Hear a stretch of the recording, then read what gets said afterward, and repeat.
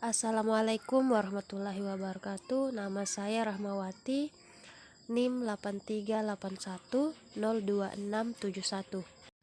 Praktikum yang akan kita bahas kali ini yaitu praktikum 6, uji karbohidrat pada makanan. Adapun alat dan bahan yang digunakan pada praktikum kali ini yaitu piring, pipet,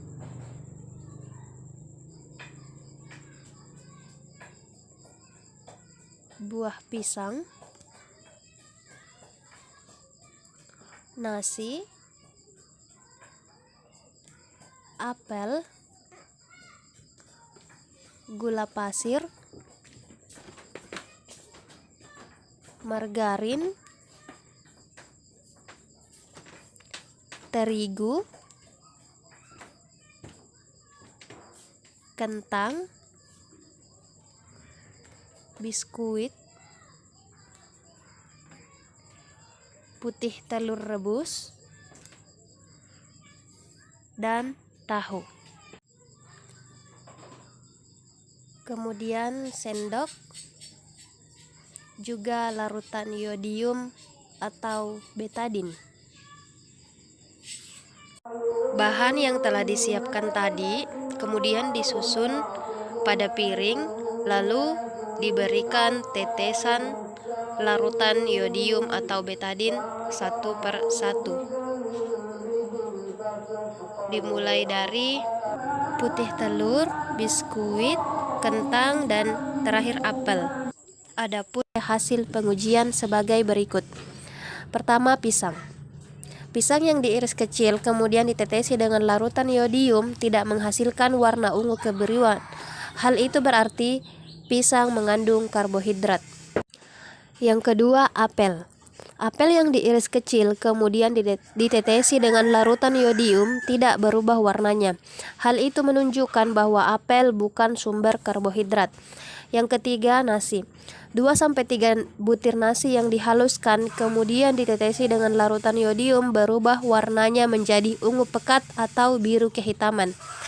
Hal itu menunjukkan bahwa nasi adalah sumber karbohidrat yang tinggi. Yang keempat, telur rebus.